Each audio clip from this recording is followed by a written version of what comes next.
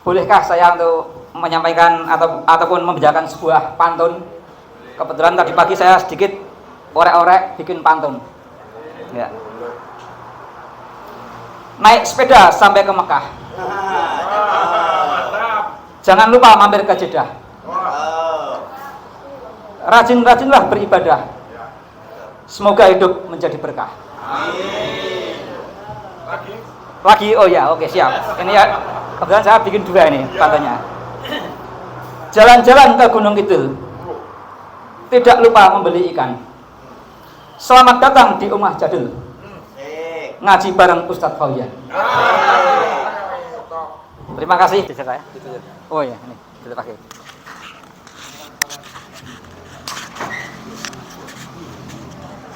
Ambil Ustaz. Ada. Segini cukup? Malina may yahdillahu fala mudilla lah wa may yudlil fala hadiya lah. Asyhadu an la ilaha illallah wahdahu la syarika lah wa asyhadu anna Muhammadan abduhu wa rasuluh la nabiyya wa la rasula ba'dah. Yaqulullahu azza wa jal ya ayyuhalladzina amanu taqullaha haqqa tuqatih wa la tamutunna illa wa antum muslimun.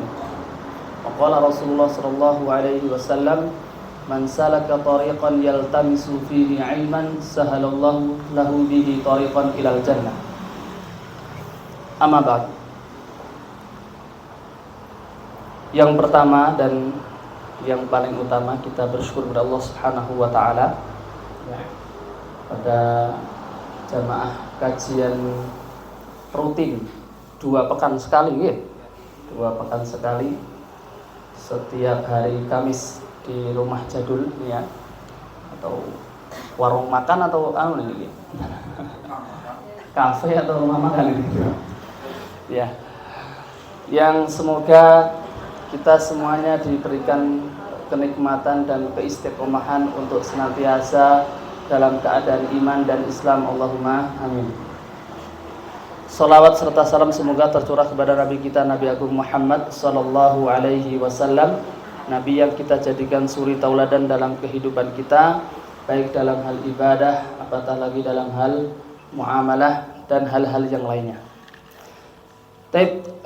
Para hadirin yang dirahmati Allah Subhanahu wa taala, ibu-ibu dan bapak-bapak sekalian semua, termasuk ini anggota ATC ini ya, Al-Amin Touring Club ya, Masya Allah. Alhamdulillah pagi hari ini kita bisa berkumpul bermajlis, tidak lain tidak bukan untuk kita berkumpul dan menuntut ilmu ya, atau mempelajari ilmu dari Al-Quran dan sunnah-sunnah Rasulullah Sallallahu Alaihi Wasallam. Dan perjalanan jenengan semua, keluangan waktu jenengan semua yang diluangkan untuk hari ini, insya Allah tercatat sebagai kebaikan dan semoga sebagai wasilah sebagaimana yang Rasulullah Sallallahu Alaihi Wasallam sabdakan, sahalallahu lahu bihi tariqan ilal jannah, akan memudahkan kita untuk menuju surganya Allah Subhanahu wa taala. Allahumma amin. Baik jemaah sekalian yang dirahmati Allah Subhanahu wa taala.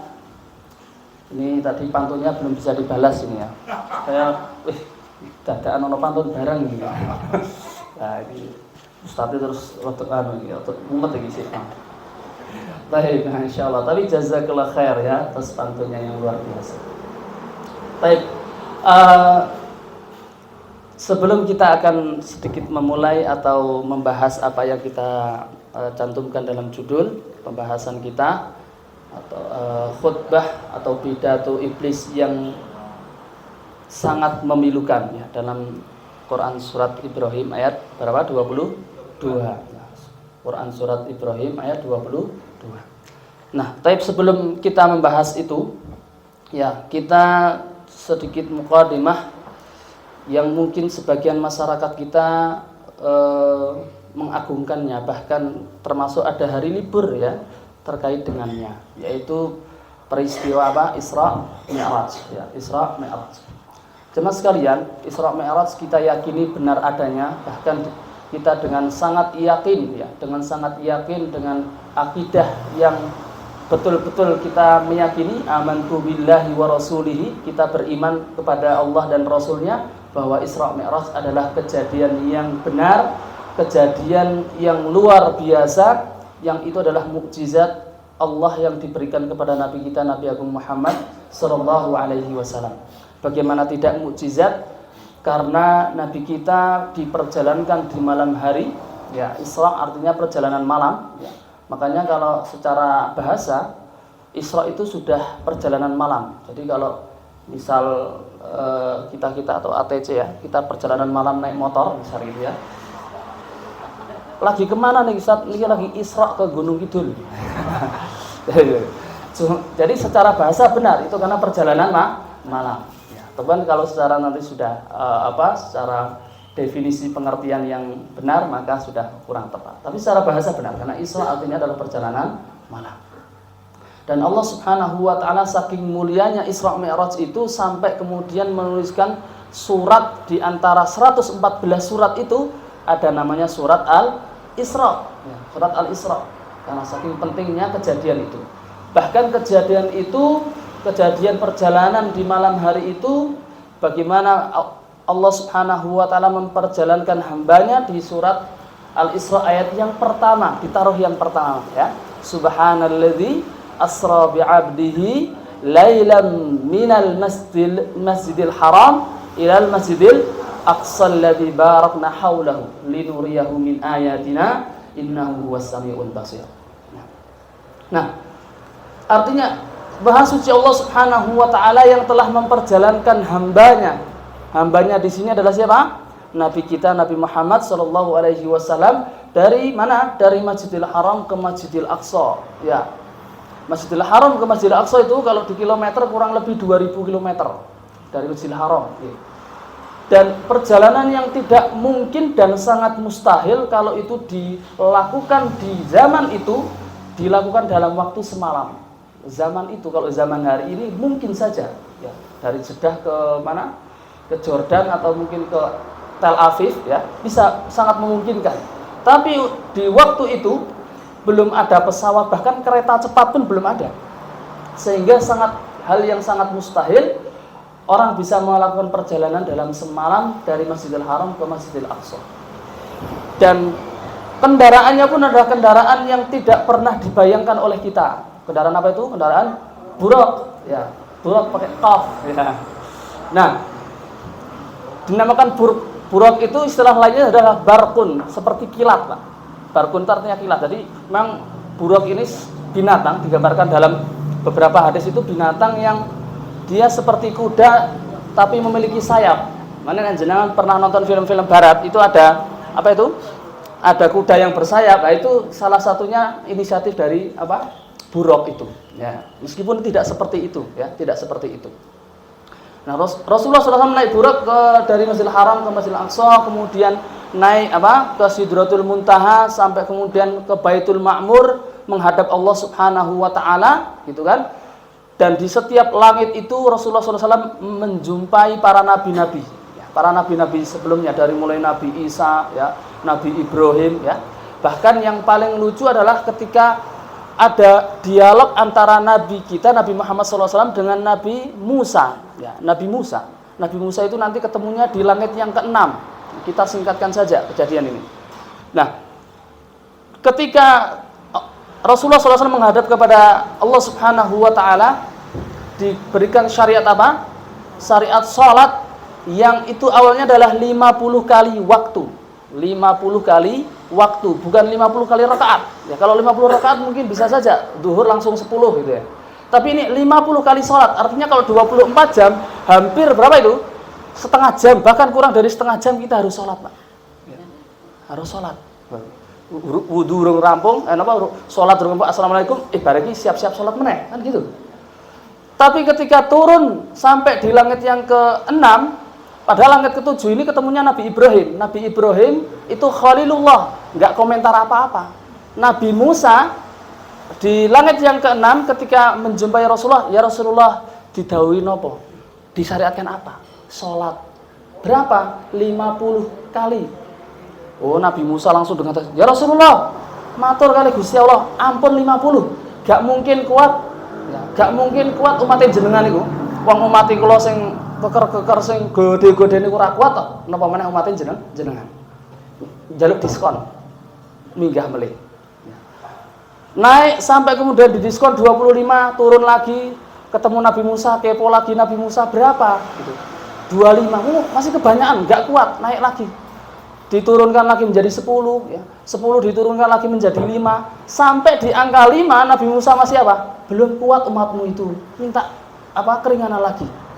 Sampai benar Rasulullah SAW mengatakan, aku malu harus datang lagi kepada Allah Subhanahu wa taala untuk apa? Minta rukhsah atau keringanan. Maka kemudian ketika perkataan itu diucapkan oleh Rasulullah SAW, lalu disitulah Allah Subhanahu wa taala mewahyukan bahwa diberikan syariat untuk umat Islam ini adalah 5 kali sholat sehingga sampai kita. Jamaah sekalian, ini terkait dengan keimanan Isra Mi'raj ini, sirahnya ya, itu adalah ketika Nabi mengumumkan bahwa pernah melakukan Isra Mi'raj, para sahabat bingung. Bahkan termasuk kesempatan untuk orang-orang kafir Quraisy, para gembongnya Abu Lahab dan Abu sebagainya ya. Itu mengatakan ini kesempatan saya untuk menggoda imannya para sahabat. Ditanya Ali bin Abi Thalib, bagaimana tentang nabimu itu yang kata melakukan Isra Mi'raj bahkan sampai langit kok cuma dalam apa? Dalam semalam. Kamu percaya? Tidak mengatakan iya dan tidak mengatakan tidak. Karena secara akal tidak masuk akal. Jauh dari kata pemikiran waktu itu. Dites lagi yang lain, cari yang lagi, Utsman, dicari lagi, Umar, dan semua itu dites semuanya kemudian bergetar, tidak mengatakan iya dan tidak mengatakan tidak. Arek mengatakan iya, tapi orang-orang gembongin mengatakan mosok ya nabimu kaya ngono apa ya ora gendeng ya nabimu gitu.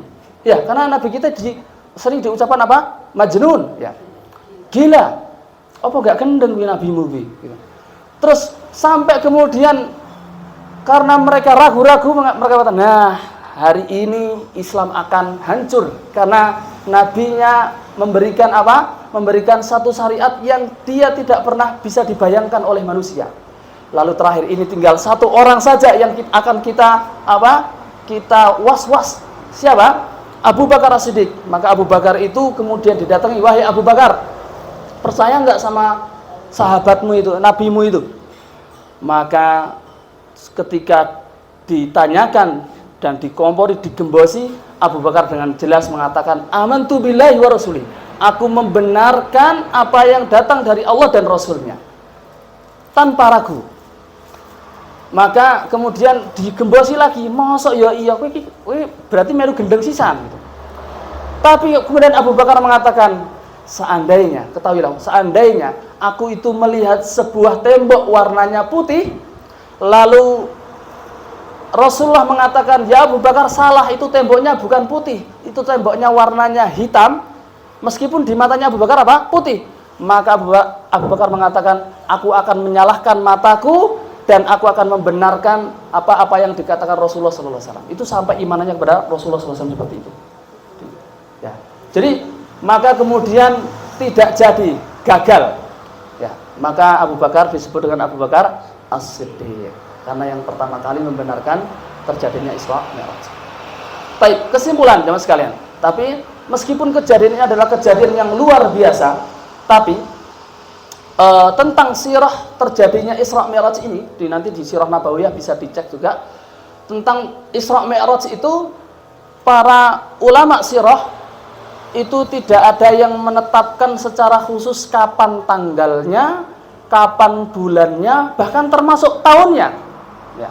Karena tidak ada hadis yang sharih yang jelas mengatakan tahun ini dan tanggal segini bulan ini.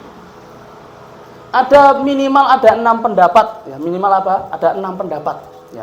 Ada yang mengatakan bulan Muharram, ya. Ada yang mengatakan bulan apa? Bulan Ramadan, ya.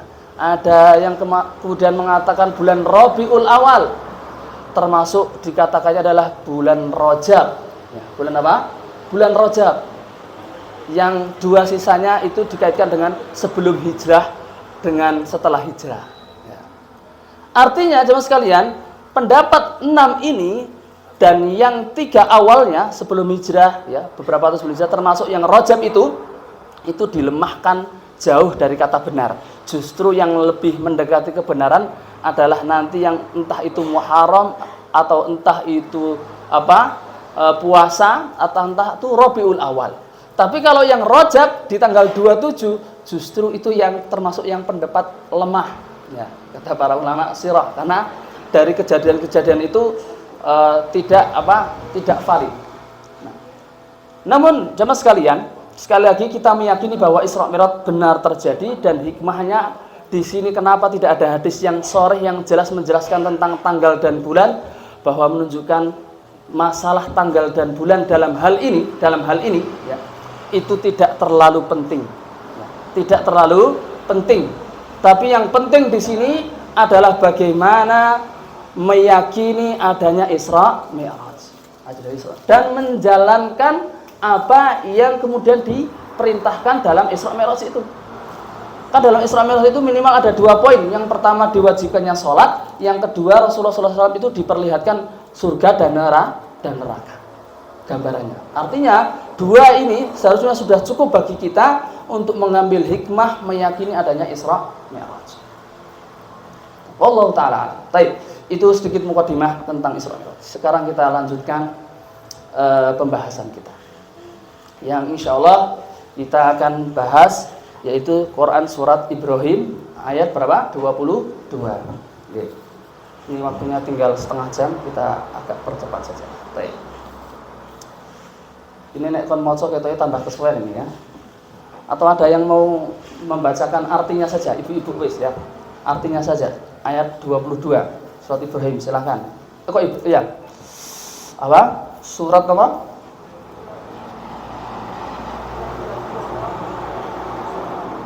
Silakan. Artinya saja.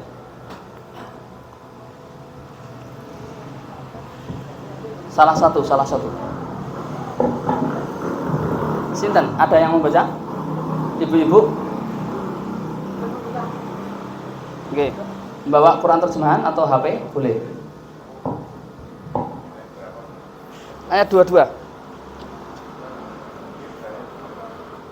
Oke.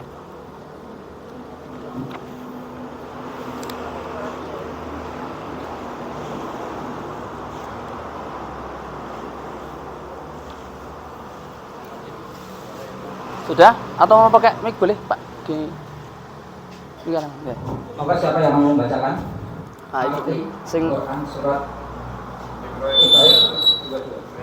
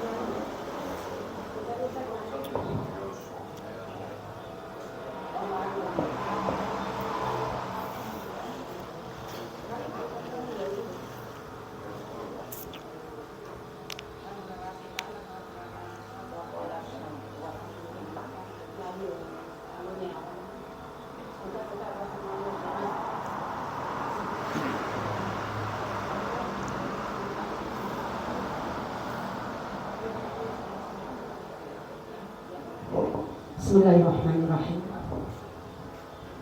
Dan setan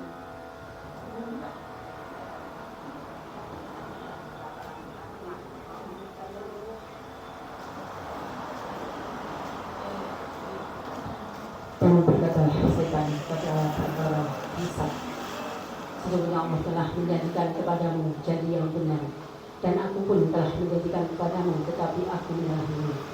Sekali-kali tidak ada kekuasaan bagiku terhadapmu, melainkan kesadaran aku menyeru kamu, lalu kamu mengetahui, mematuhi seruanku. Oleh sebab itu janganlah kamu mencerca aku, akan tetapi cercalah dirimu sendiri.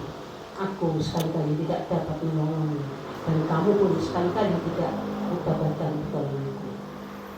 Sesungguhnya aku tidak menginginkan perbuatanmu mempersekutukan aku dengan Allah. Sesungguhnya orang-orang yang lain itu mendapat siksaan yang pedih. Kemudian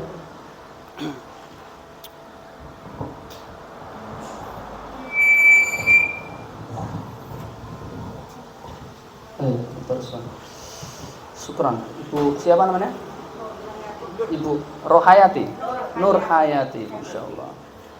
Ibu saya namanya Nur Hayani, ini Nur Hayati, Masya Allah. Mirip-mirip ya.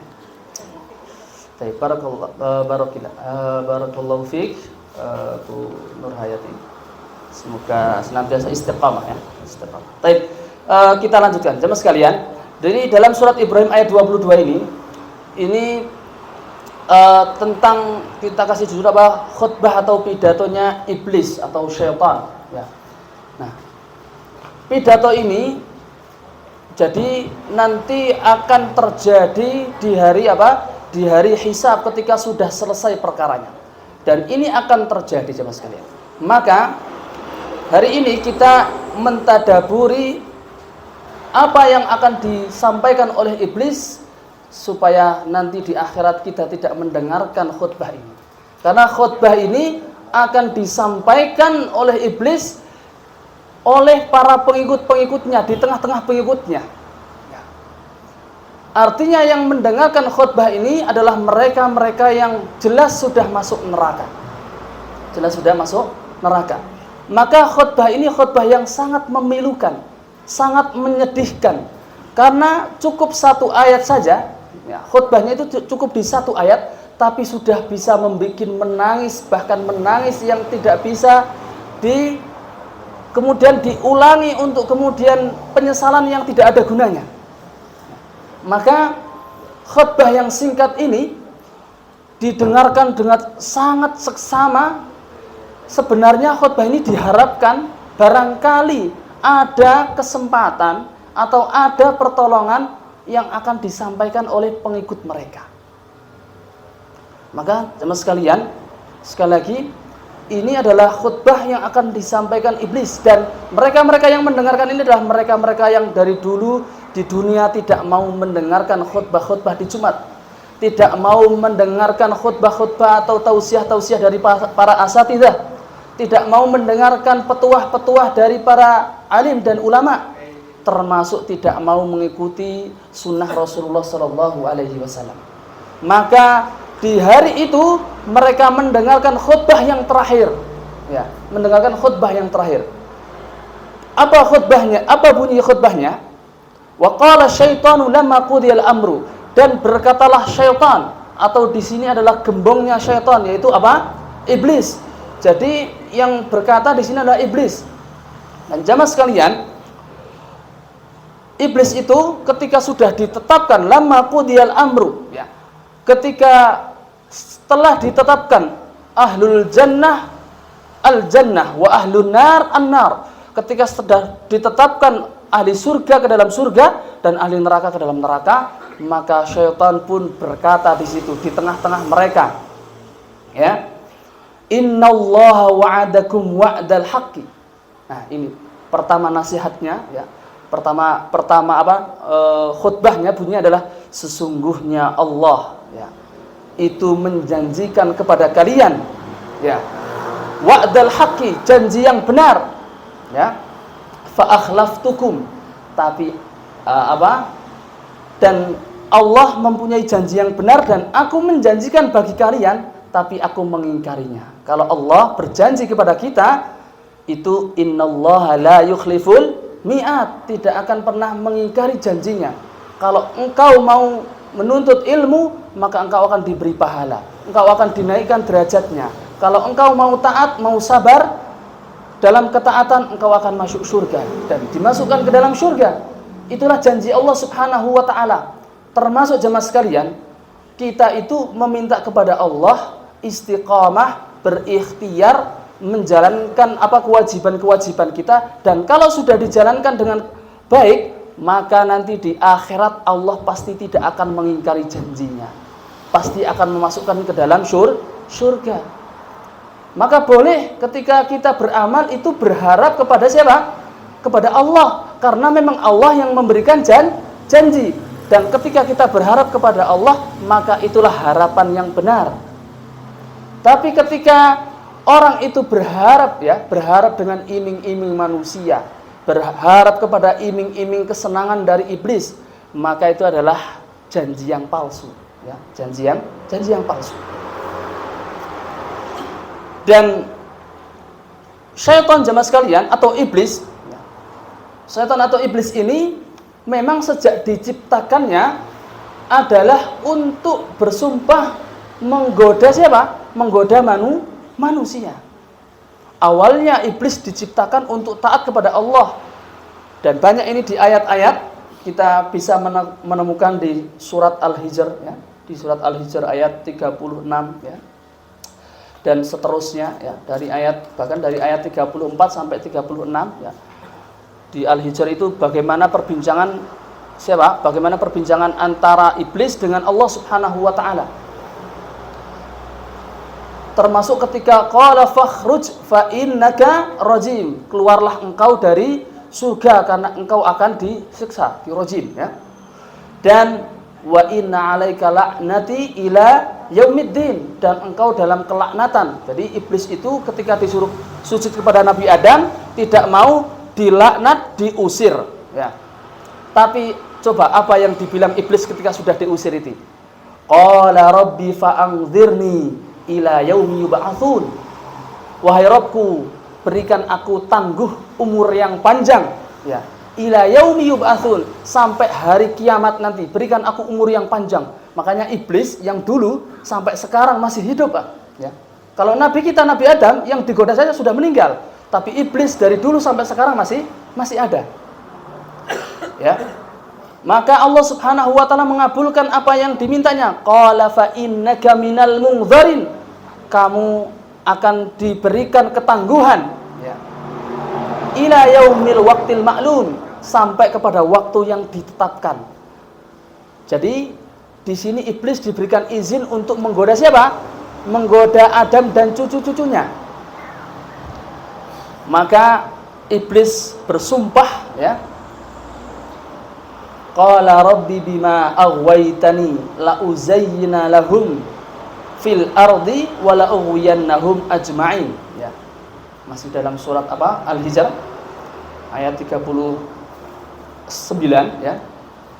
Maka iblis itu mengatakan, wahai Rabbku, karena engkau telah mengusirku, ya, maka aku akan menyesatkan, la aghwaytani la uzayyina lahum, dan aku akan menghiasi dunia itu, ya, akan menghiasi di matanya anak dan cucu Adam itu semuanya serba enak, ya, semuanya serba enak di dunia supaya lalai di dunia. Seakan-akan dunia itu adalah tempat yang kekal. Aku akan menghiasi sesuatu yang buruk menjadi sesuatu yang indah, ya. Wala ughwiyannahum ajma'in, dan aku akan menyesatkan mereka semuanya. Itu janjinya siapa? Janjinya iblis. Maka kemaksiatan itu jemaah sekalian ketika dilakukan, ya, ketika dilakukan itu seakan-akan indah di mata manusia, ya. Karena memang itu setan itu dia sesuai dengan nafsunya manusia. Jadi manusia itu diberikan nafsu, dan nafsu itulah yang sesuai dengan apa yang akan digoda oleh iblis itu. Innan nafsa la'ammaratun bisu. Sesungguhnya jiwa itu mengantarkan kepada perbuatan yang buruk, dan ini sesuai dengan apa yang menjadi cita-cita setan. Jadi Adam dan keturunannya itu memiliki sifat nafsu yang luar biasa. Maka di situ akan dicari celahnya bahwa kemaksiatan menjadi sesuatu yang indah, ya. Maka kadang-kadang waliyadzubillah, ya, pacaran itu, ya, yang tidak syar'i, ya, itu lebih indah daripada nikah. di mata mereka orang-orang yang sedang berpacaran. Waliyadzubillah. Mereka-mereka yang minum khamr itu, ketika minum mereka dihiasi bahwa minum khamr itu seakan-akan indah, seakan-akan melayang, lebih enak daripada apa? Enak daripada teh atau minuman apa itu? Wedang uwuh ya. Wedang uwuh atau apa di sini ya. Wedang secang yang ada di rumah jadul. Dan itu dihiasi ya. Dihiasi seperti itu. Semua kemaksiatan akan dihiasi menjadi seakan-akan indah, seakan-akan apa? Membahagiakan. Ya. Tapi ingat, itu semuanya adalah mataul ghurur. Itu adalah kesenangan yang semu ya. Karena hakikatnya dia adalah kesenangan yang sangat sebentar. Taib. Nah, itu tugasnya syaitan, tugasnya iblis. Dan itu sudah bersumpah ya, iblis akan menjadikan godaan itu sampai hari kiamat. Kita lanjutkan. Tadi khutbah yang pertama, poinnya adalah kata syaitan, kalau Allah memberikan janji, aku pun juga memberikan janji, tapi aku ingkari. Maka para penghuni neraka itu mengatakan, ya wailata, terus gimana ini wahai celakanya aku? Piye itu iki? Dulu kan kamu yang godain saya, yang memberikan was-was, yang mengatakan, oh ini pasti kita akan bahagia, tenang saja. Kamu kalau bersamaku pasti akan bahagia. Tapi ternyata dia mengatakan, hari ini aku mengatakan, aku mengingkarinya. Kok ya rakyat wingi? Jadi para pengikutnya mengatakan, kok rakyat wingi lek ngomong ngono? Seandainya aku ini ngekei janji ini ya. Kita itu kan diberikan janji sama orang-orang besar saja. Kadang dikasih bupati, santai wae engko dalane tak alus nih, santai aja. Terus ora seminggu tak alus nih. Sampai mati tibake rong alus-alus dalane. Tibake pas arep entek jabatane kayak ngene iki. Yo aku yo ming janjane yo ming hapus-hapus, engko nek ora ngono lah yo aku ra di rambut coblos. Kan gitu. Nah, itu gimana kecewanya itu? Luar biasa kan gitu. Kecewanya luar biasa. Dengan alasan mengatakan, wong iki dalan iki janjane sing bagiane sing ngurusi sing pusat, aku kan ning DPRD ora urusanku. Nah gitu. Maka setan itu mengatakan juga begitu. Ya, aku memang ngasih janji tapi aku mengingkari hari ini. Hari ini aku mengatakan aku mengingkarinya.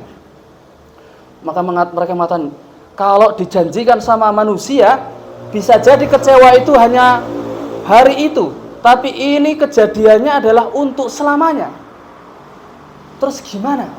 Ya. Maka kemudian yang kedua, lebih menyakitkan lagi, mereka tambah menangis lagi para penghuni neraka itu ketika mendengarkan poin yang kedua. Apa? Wa ma kana li 'alaikum min sultan illa an da'autukum fastajabtum li. Sebenarnya aku itu juga tidak ada kuasa. Sama kamu itu aku janjane ya ora iso ngopo-ngopo janjane iki. Janjane iki aku ya ora iso apa-apa. Wong aku ki ngajak kowe kok, ya. Aku tuh cuman mengajak kamu, memberi was-was sama kamu. Ya masalah kowe melu karo sing nglakoni kan sing nglakoni sinten? Ya kowe, kudu aku, kan gitu. Nah. Ini lebih menyakitkan lagi, dia mengatakan, "Biyen kowe sing ngajak-ajak. Coba jenengan kalau ada yang ngajak, nih, ayo nang perang tritis." Lah, kendaraan ini gampang. Pas tekan gone, lha piye iki? Ayo engko wong kowe sing rene-rene dhewe aku ngejak.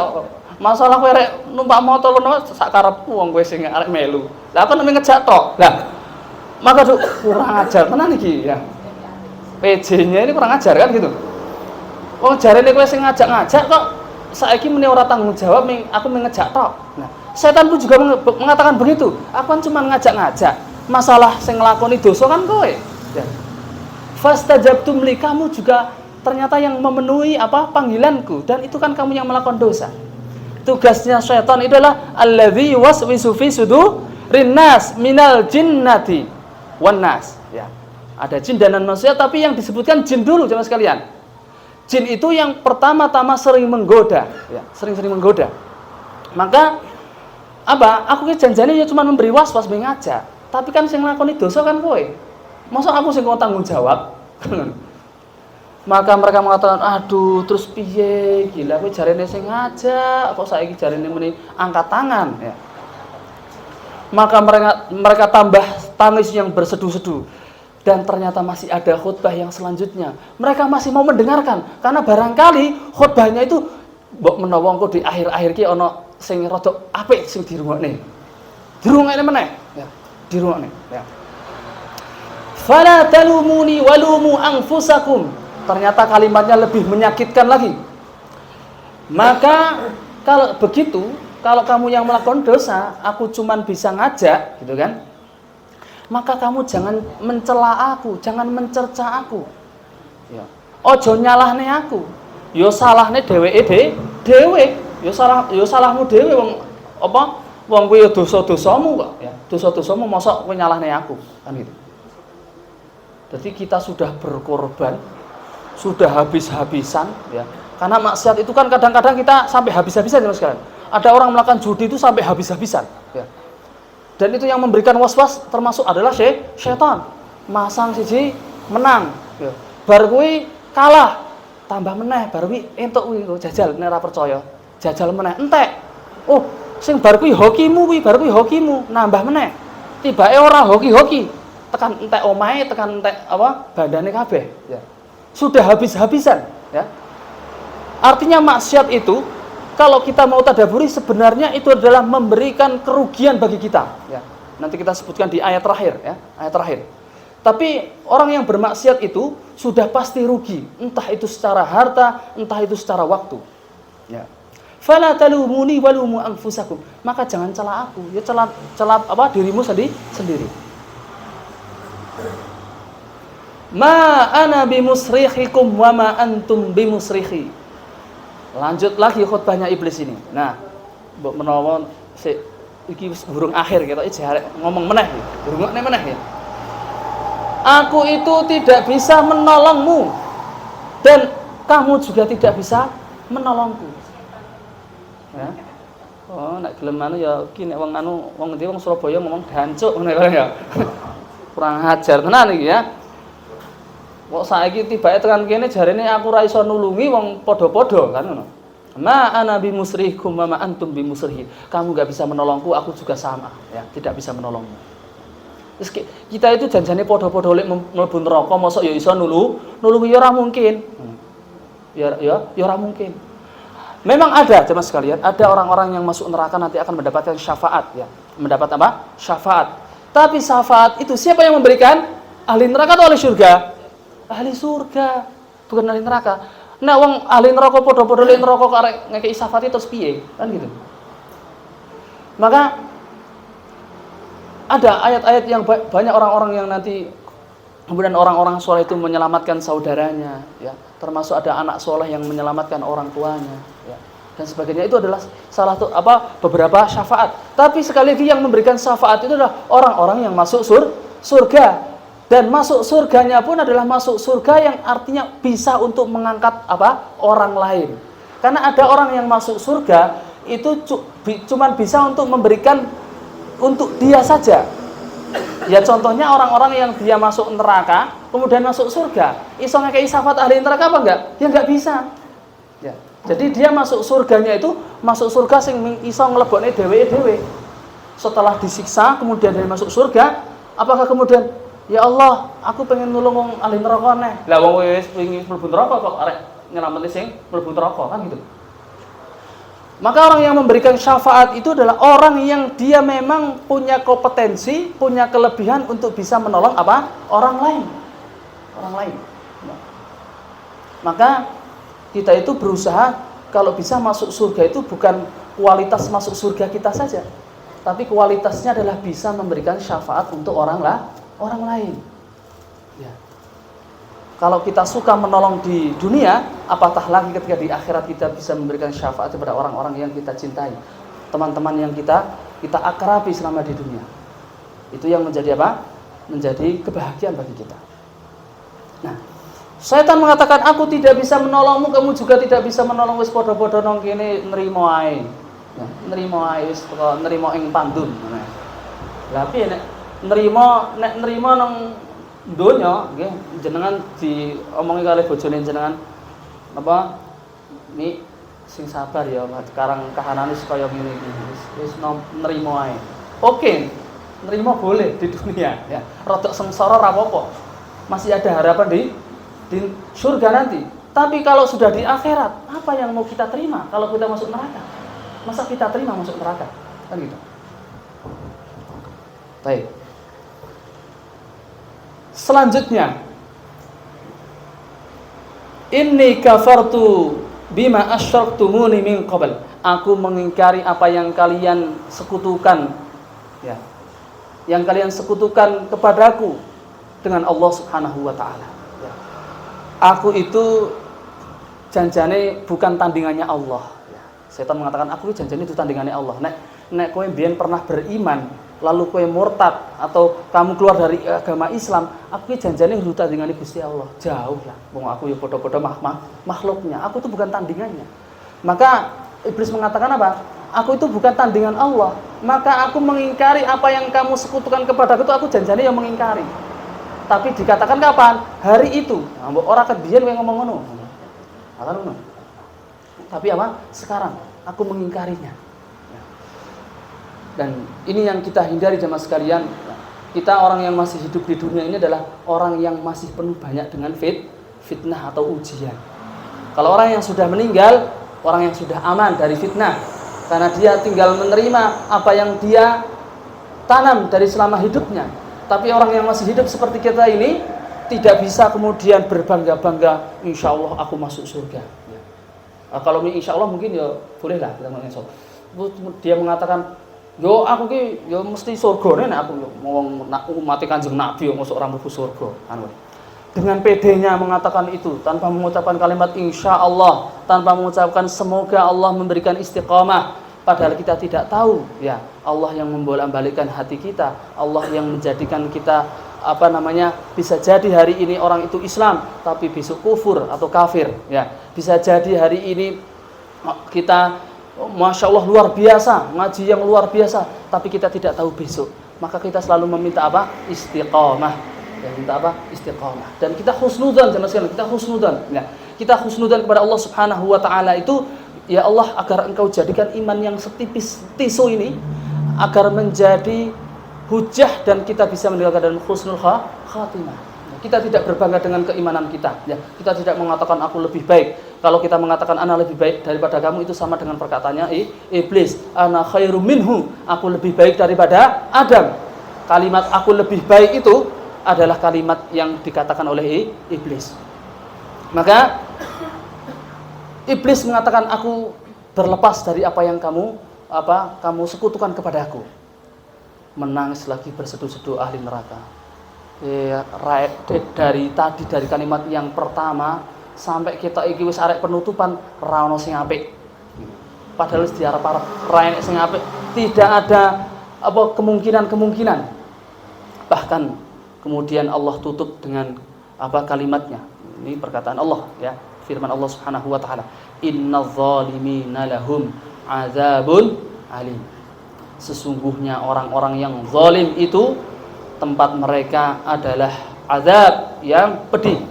Bagi mereka adalah azab yang pedih. Orang yang zalim itu tempatnya adalah neraka, azab yang pedih. Artinya apa jemaah sekalian?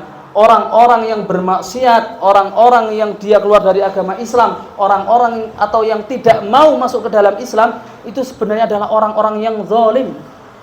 Zalim kepada siapa? Zalim kepada dirinya sendiri. Ya, zalim kepada diri sendiri. Sebenarnya setiap kemaksiatan yang kita lakukan, entah itu dari mata kita ataupun tangan kita, kaki kita, itu adalah sebenarnya kedzaliman untuk diri kita. Mungkin ketika melakukan kemaksiatan kita mengatakan, "Oh, santai aja, mumpung sehat," kan gitu. Tapi sebenarnya adalah kedzaliman, ya, kedzaliman yang nyata untuk diri kita sendiri itu ketika masih di dunia, dan ketika di akhirat kedzaliman atas dirinya itu semakin menjadi-jadi. Karena kedzaliman yang dibawa sampai akhirat yang tidak bisa menyelamatkan kita dari neraka, maka itu adalah kedzaliman yang membawa kepada siksaan yang amat pedih. Dan jemaah sekalian, tentang siksa neraka ini atau tentang surga itu adalah mala ainun ra'at. Surga dan neraka itu adalah sesuatu yang belum pernah dilihat oleh mata. wala udhunun sami'at. Bahkan siksa api neraka itu suara-suaranya itu belum pernah kita dengar. Kita pernah mendengarkan apa yang paling ngeri kira-kira? Mungkin gempa atau mungkin apa? Banjir ya. Dan kita mendengarkan, tapi itu lebih ngeri lagi, belum pernah bisa dibayangkan, belum pernah didengarkan oleh apa? Oleh telinga kita. Ya. Bahkan kata para ulama kita mendefinisikan tentang surga dan neraka itu apa? Bahkan dia belum tergambarkan, belum terbayangkan di dalam hati. Jadi surga dan neraka itu sesuatu yang belum pernah dilihat oleh mata, belum pernah didengar oleh telinga, dan belum pernah terbayangkan dalam sanubari dari kita. Artinya siksaan itu adalah siksaan yang luar biasa, pedihnya. Kalau masuk surga juga seperti itu. Kebahagiaan kita yang di dunia ini, mungkin kebahagiaan kita yang paling hakiki, tiba-tiba selama ini kita berdoa mau kemana? Ke tanah suci, tiba-tiba langsung dikasih tiket ke mana? Ke Jeddah ya. Umroh, tiket umroh langsung PP bintang 5. Kita langsung sujud syukur, luar biasa senang ya. Tapi kebahagiaan di surga itu jauh lebih dari itu, tidak pernah bisa dibayangkan. Maka kalau bahagia di akhirat itu adalah kebahagiaan yang sungguh luar biasa, dan ketika mendapatkan siksa itu juga mendapatkan siksa yang tidak bisa digambarkan. Sudah jam 11:45. Waktunya sudah tapi kita dan alhamdulillah secara garis besar kita sudah selesaikan tadabbur dan tafsir ini. Nah, jemaah sekalian, jadi khutbah syaitan ini sekali lagi adalah khutbah yang sangat memilukan, khutbah yang didengarkan oleh orang-orang para pengikutnya ya. Dan itu adalah sebuah pencapaian untuk iblis ya. Iblis itu janjane mengarek golek konco ya.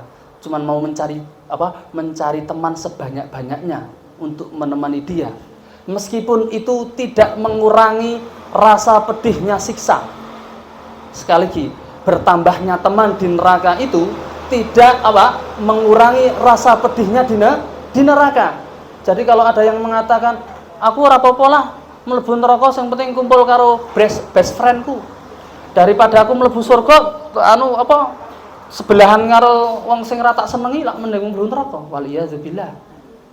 Ada orang yang bisa mengatakan kayak gitu. Padahal sekali lagi, best friend, bahkan teman sebanyak-banyaknya yang dia inginkan untuk masuk neraka itu tidak akan mengurangi sedikit pun rasa pedih siksa dalam neraka. Ya. Maka kita itu doanya ya ora ono liyane, Pak. Bu, ya. Mboten enten liyane. Dongane ya mlebu surga dan dihindarkan dari neraka. Wis ora ono liyane. Ora meni ora apa-apa lah mlebu surga. Mlebu neraka sedherot ya ora apa-apa. Engko gek mlebu surga. Wong pancen kaya ngene kahanane. Lho. Kok Anda belum tahu kayaknya. Ya, jadi artinya terus engko nek domongi, lho sampean kok ngono, kowe ora ngerti siksa neraka apa? Apa kowe ngerti ngono? Ya aku ya ora ngerti, tapi sing digambarkan dalam Al-Qur'an dan As-Sunnah itu tidak bisa kita bayangkan, sehingga tidak mungkin aku akan mencicipi walaupun hanya 1 menit. Walaupun aku hanya mencicipi satu menit, maka harapannya adalah tidak ada yang lain, masuk surga. Bolehlah kalau kita mungkin rada tawaduk sithik. Mungkin aku tidak bisa masuk surga yang tanpa hisab. Wong aku ki memang bukan muasyarah al-asyarah muasyarah bil jannah. Aku bukan termasuk 10 orang yang dijamin masuk surga tanpa hisab itu. Atau bukan juga para penghafal Quran yang luar biasa mungkin dan menjaga syariatnya. Atau juga bukan kita orang yang mati syahid. Kayaknya kita juga bukan. Tapi ya Allah, setidaknya Engkau hisab aku dengan hisapan yang ringan. Hisapan yang ringan. Digambarkan dalam banyak nanti hadis itu, orang yang dihisab dengan ringan itu adalah ketika ditanya kepada Allah, dihadapkan kepada Allah, kamu melakukan ini selama di dunia, ini semua kesalahanmu. Ia mengatakan, iya ya Allah, iya ya Allah. Dia mengatakan iya semuanya. Lalu Allah mengatakan, aghfirudz dzunuba, aku mengampuni dosa-dosamu semua dan engkau masuk surga. Artinya diampuni dosanya di situ sebelum dia mencicipi neraka. Nah, itulah yang disebut dengan hisaban yang ringan. Maka kita disunnahkan untuk membaca satu doa yang sangat pendek, yang seharusnya kita hafal mati. Hafal mati ini harusnya adalah doa di akhir tahiyat akhir. Sebelum tahiyat akhir ketika sudah ngacung tangannya, sudah innaka hamidum majid, kita disunahkan doa berlindung dari fitnah dajjal, maka ditambah dengan Allahumma hasibni hisaban yasira. Hafal dengan semua? Belum? Kita ucapkan Allahumma hasibni hisaban yasira. Allahumma hasibni hisaban yasira. Allahumma hasibni hisaban yasira. Coba ulangi. Allahumma hasibni hisaban yasira. Kalau mau di tashih ya Allahumma pakai ya. Allahumma kasibni. Wah, kadang kasab ya. Allahumma hasibni hisaban yasira. Ya Allah, hisablah aku dengan hisaban yang ringan, yasira, yang ringan. Artinya itu adalah orang-orang yang dia dihadapkan kepada Allah, lalu dia Dia ditampakkan dosa-dosanya, lalu diampuni dosanya kepada Allah Subhanahu wa taala. Betapa senangnya dia ketika sudah nunduk, ya Allah, iya ya Allah, iya ya Allah, enggak mungkin aku mengingkari dosa-dosaku. Iya ya Allah, iya ya Allah. Karena semuanya ada catatannya, lengkap ya. Lalu Allah mengatakan, "Aghfiru dzunuba jannah." Aku mengampuni dosa-dosamu seluruhnya dan engkau masuk surga. Itu kesenangan yang luar biasa. Bagi kita, jemaah sekalian, ya bagi kita itu sudah sangat yang spesial. Ya, syukur-syukur jadi wong mlebu surga sing ora dihisab yo. Bisa jadi ya kita kalau doa memang doa yang doa yang kalau kita disuruh minta akhirat itu akhirat yang tinggi ya. Minta surga firdaus ya. Boleh ya. Ya Allah, aku mau masuk surga tanpa hisab, boleh. Tapi di sisi lain jangan lupa doa ini. Karena ini doa ini juga termasuk banyak dituliskan dalam hadis, termasuk di buku kitab Hisnul Muslim ya. Hisnul Muslim itu banyak doa-doa. Allahumma hasibni hisaban yasir. Baik, jemaah sekalian, saya kira itu yang bisa kami sampaikan. Ini sudah lebih 10 menit ya. Kesimpulan yang dua tadi apa kesimpulannya? Baik. Iya. Tadi kesimpulan pertama apa, Pak? Kesimpulan yang pertama di pidato ya Iblis yang pertama, kalau Allah memberikan janji, aku pun akan memberikan janji, tapi akan mengkhianatinya. Ya, itu bukan poin, tapi poin pidatonya iblis itu. Ya. Kalau poin pidatonya iblis yang kedua apa?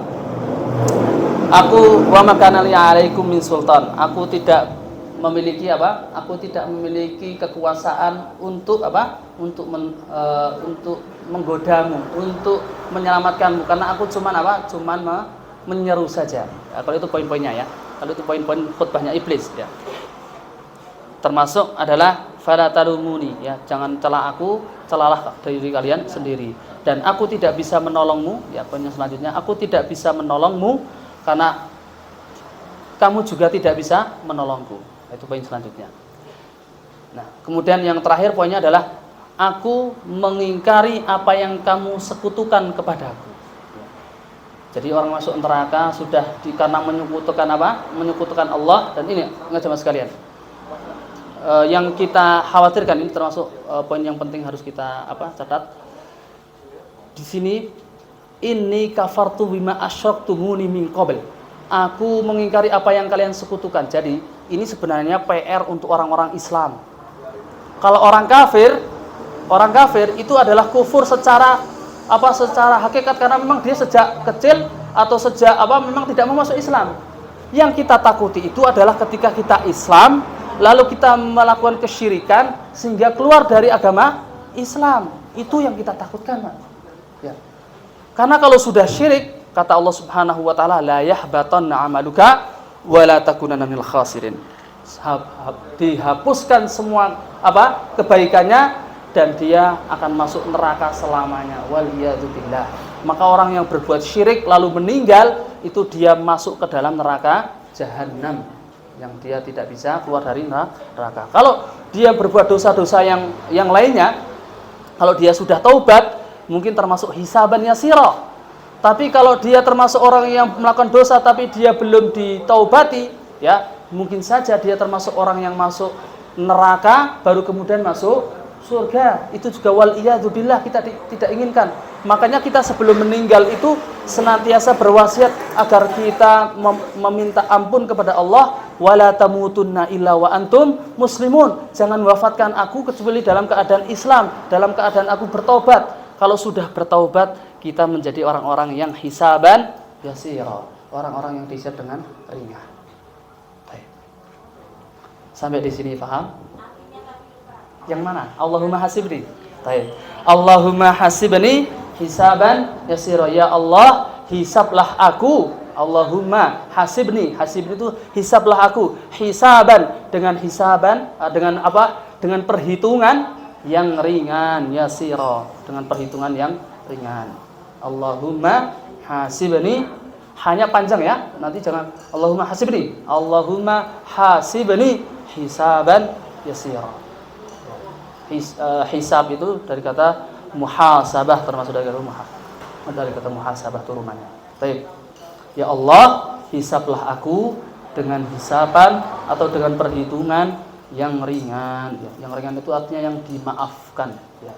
Jadi dimaafkan apa? Dimaafkan dosa-dosa yang ditampakkan, kemudian diampuni dosa-dosanya. Baik. Ini ada tanya jawab boleh nih jam 11. Oke, monggo.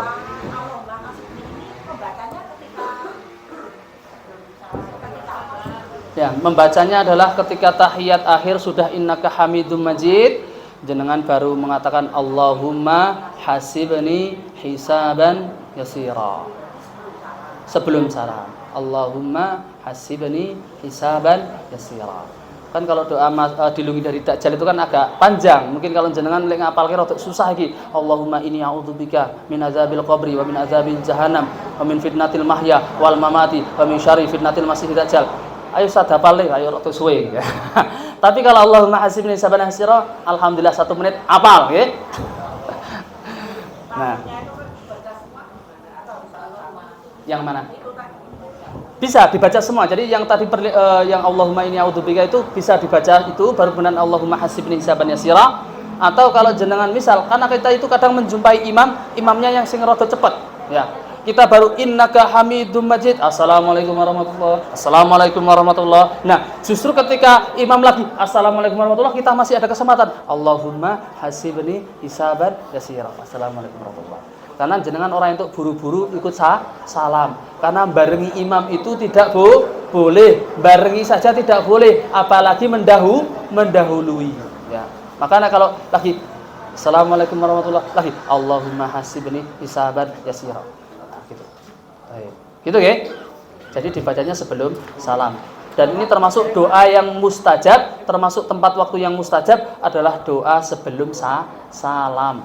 Ya, sebelum salam. Gitu ya, sebelum salam.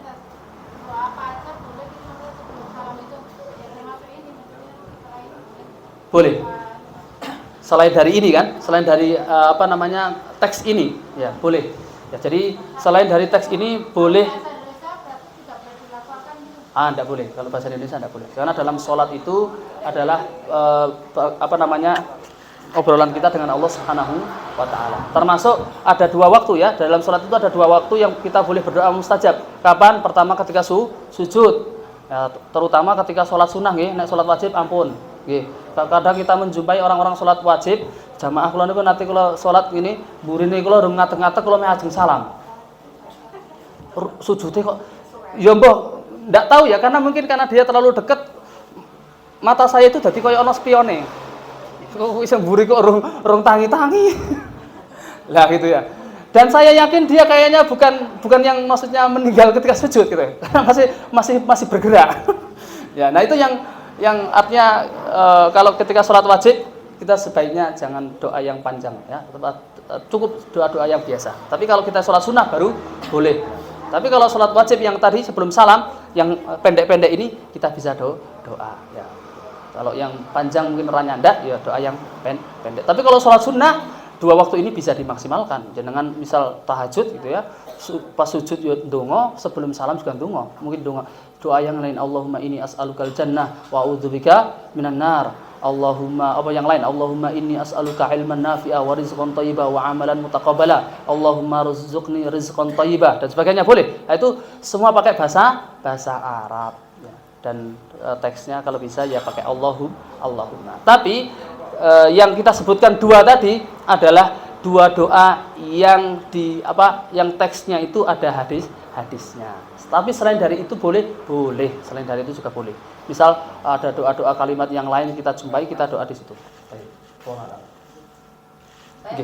Oke. Terima kasih.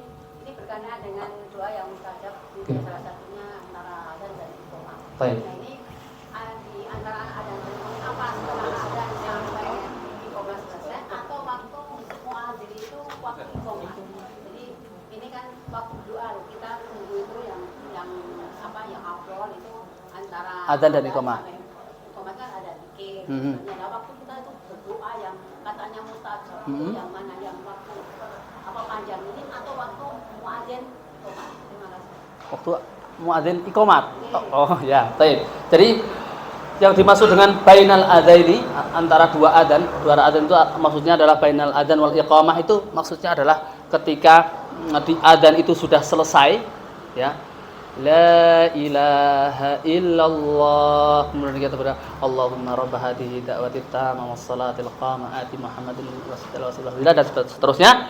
Maka kemudian kita berdoa dimulai dari itu sampai nanti kemudian dikumandangkannya iqamah. Kalau sudah dikumandangkan iqamah, maka kita harus segera berdiri, terutama di kalimat qad qamatis shalah, karena disitulah kalimatnya adalah segeralah untuk menunaikan sholat, berdiri. Maka waktunya adalah yang paling afdol adalah setelah adzan itu selesai kita berdoa setelah adzan dan berdoa, itulah di awal waktu yang mustajab. Tapi sisanya sampai sebelum iqamah ya atau sampai iqamah itu juga waktu yang mustajab. Tapi yang paling mustajab, yang paling inti adalah ketika setelah kita berdoa setelah adzan. Maka kalau adzan itu kita diam dan menjawab adzan, kemudian berdoa dan kemudian kita minta apa yang kita inginkan. Nggih. Barakallahu fiik. Sekap Pak Moderator atau ada yang lagi?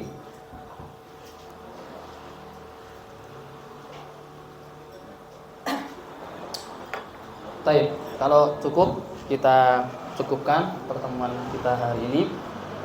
Sekali lagi sekalian, semoga tadabbur kita ya atau tausiah kita pagi menjelang siang ini menjadi tausiah yang bermanfaat, yang kita bisa untuk mengamalkannya ya, Apa itu mengamalkan dari apa yang kita pelajari hari ini adalah agar kita tidak tergoda dari syaitan ya, kita tidak mengikuti jejak-jejaknya syaitan, dan seandainya kita bermaksiat ya, karena kita memang adalah orang yang pasti bermaksiat, maka ingat kita harus senantiasa bertaubat kepada Allah Subhanahu wa taala. Jangan menunggu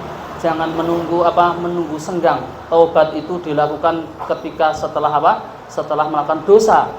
Setelah dari dosa langsung bertaubat dengan Allah mengatakan astaghfirullah wa atubu ilaik. Ya Allah, aku memohon ampun, aku bertobat kepadamu. Itu kalimat taubat yang paling ringan. Kemudian diikuti dengan dengan menyesali, kemudian diikuti dengan amal soleh ya, dan kemudian kita mengakhiri dengan hidup yang husnul khatimah ya, husnul khatimah.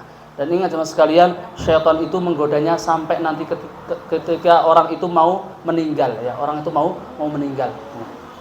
Jadi tidak ada toleransi kita terhadap syaitan, tidak ada toleransi. Jadi kalau ada orang mengatakan rapopo to yo setan ki yo padha-padha lek ciptane Gusti Allah yo dikei tempat to nek salat ya renggang-renggang yo gak apa-apa gitu. Mosok sofi rapet-rapet engko setane ra gelem salat. Wong setan itu malah enggak boleh salat kok malah disuruh melu salat. Waliyadzubillah. Ya bahkan termasuk ini terakhir Mas. Jadi oke bonus ya. Nah, sampai kemudian kalau kita sholatnya renggang-renggang kemudian digoda syaitan, kemudian sampai kita lali-lali bacaan nih, termasuk kalau kita baca tahajud kok bacaan lali, janjane mesti murojaah ping 10 gitu. Pas maca kok lali, ya. Maca apa asyamsiwe bolak-balik ramu iki iki, ya.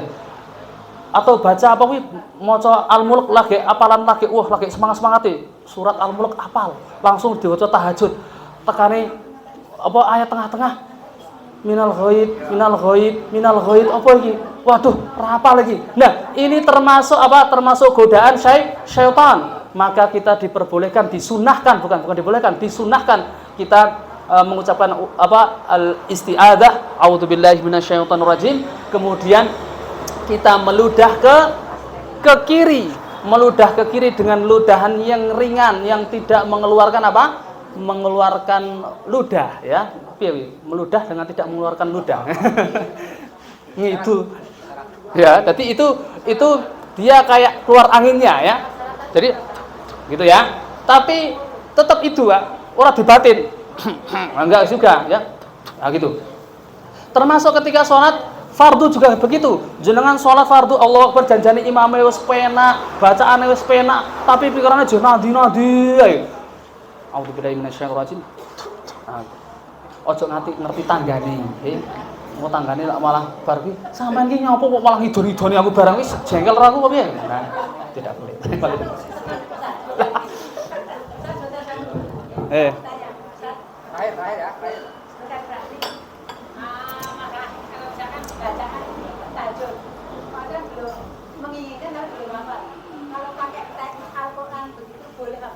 Baik ya, terakhir ya. Boleh pakai Al-Quran, mau pakai mushaf, mau pakai HP, diperbolehkan.